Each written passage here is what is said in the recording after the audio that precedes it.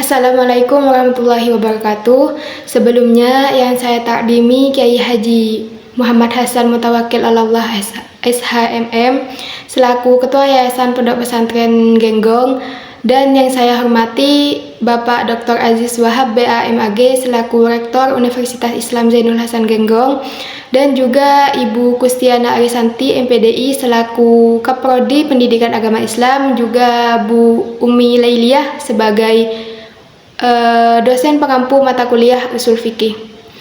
Nah, perkenalkan, nama saya Wika Kusuma, mahasiswi Universitas Islam Zainul Hasan Genggong, Fakultas Tarbiyah jurusan Pendidikan Agama Islam. Saya di sini akan menjelaskan tentang sumber hukum, objek dan subjek hukum dari mata kuliah usul fikih dengan dosen pengampu Ibu Umi Lailiyah MPDI. Baik, langsung saja. Yang pertama itu sumber hukum. Sumber hukum adalah segala sesuatu yang dijadikan landasan dalam penetapan hukum syariat. Nah, landasan hukum syariah dalam Islam itu yang utama itu ada 4, yaitu dari Al-Quran, hadis atau sunnah, ijma, dan qiyas. Nah, yang pertama itu kan sumber utamanya itu Al-Quran. Al-Quran itu kan adalah kitab umat Islam atau kitab yang diturunkan kepada Nabi Muhammad SAW. Jadi dasar hukum atau sumber hukum yang utama itu ialah dari Al-Quran. Dari Al-Quran itu sudah dijelaskan berbagai hal, yaitu seperti tentang fikih, ibadah, muamalah, akhlak, dan lain sebagainya. Nah, kenapa masih ada dasar atau landasan yang lain, sedangkan Al-Quran kan sudah kitab yang diturunkan kepada Nabi gitu kan ya. Karena di Al-Quran itu tidak semuanya dijelaskan secara rinci, jadi ada pembahasan yang bersifat umum. Nah, karena bersifat umum itulah dijabarkan dengan adanya hadis, ijma, qiyas. Nah, selanjutnya yang kedua itu kan hadis atau sunnah. Nah, sunnah itu adalah perkataan, perbuatan maupun tingkah laku Nabi. Jadi kan yang pertama Al-Quran, yang kedua sunnah. Jadi mengikuti kebiasaan ataupun apa yang disabdakan Nabi Muhammad SAW.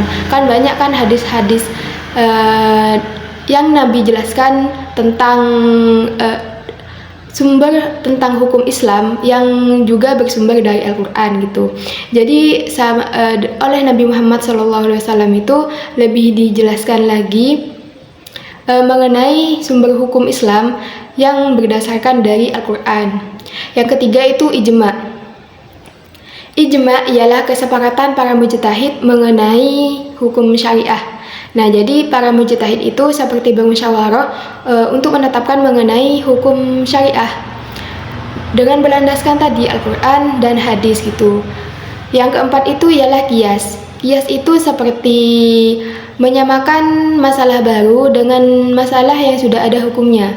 Jadi qiyas ini seperti untuk merespon masalah baru gitu. Jadi bagaimana menemukan hukum ini gitu. Jadi dengan qiyas. Nah, itulah keempat dasar utama penetapan atau sumber hukum Islam. Nah, apakah sumber hukum Islam itu hanya dari 4 tadi? Nah, landasan sumber hukum Islam itu sebenarnya juga ada landasan pendukung seperti kayak istihsan, istishab, maslahah mursalah, uruf. Nah, itu sebagai kayak pelengkap gitu. Tapi yang utama itu dari 4 tadi, yaitu Al-Quran, hadis, ijma, dan qiyas. Dan Al-Quran itu sebagai dasar utamanya, juga hadis gitu. Selanjutnya ialah objek hukum. Objek hukum ialah tindakan atau perbuatan manusia yang dikenai hukum syariat. Nah, yaitu seperti kayak perbuatan atau tingkah laku umat Islam, seperti muamalah, seperti dalam muamalah, ibadah, akhlak. Nah, itu yang dikenai hukum syariat gitu. Dan hukum tersebut dianalisis itu melalui hukum taklifi seperti wajib, sunnah, mubah, makruh, haram. Nah, jadi bagaimana menentukannya gitu. Jadi objek hukum itu ialah orang ataupun umat Islam yang perbuatannya itu dikenai hukum syariah dan bisa dibagi dalam hukum taklifi. Selanjutnya yang ketiga ialah subjek hukum. Subjek hukum adalah orang yang dikenai hukum syariat. Nah, tadi kalau objek hukum itu kan perbuatan atau tingkah laku umat Islam yang dikenai hukum syariat gitu kan. Sedangkan subjek itu orang yang dikenai hukum syariat. Langsung pada orang yang melakukan kesalahan hukum itu gitu. Jadi seumpama nih ada orang yang melakukan zina itu kan haram. Nah, jadi orang tersebut itu adalah subjek hukum syariat gitu.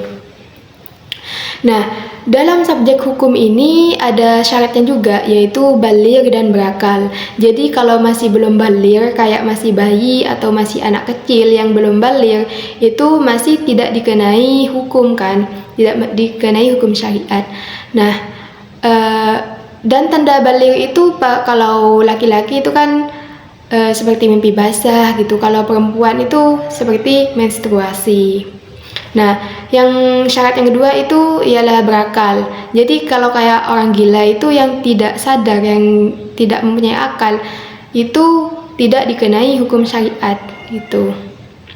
Nah, itu saja penjelasan singkat dari saya. Kurangnya mohon maaf. Wallahul muwaffiq ila aqwamit thoriq. Wassalamualaikum warahmatullahi wabarakatuh.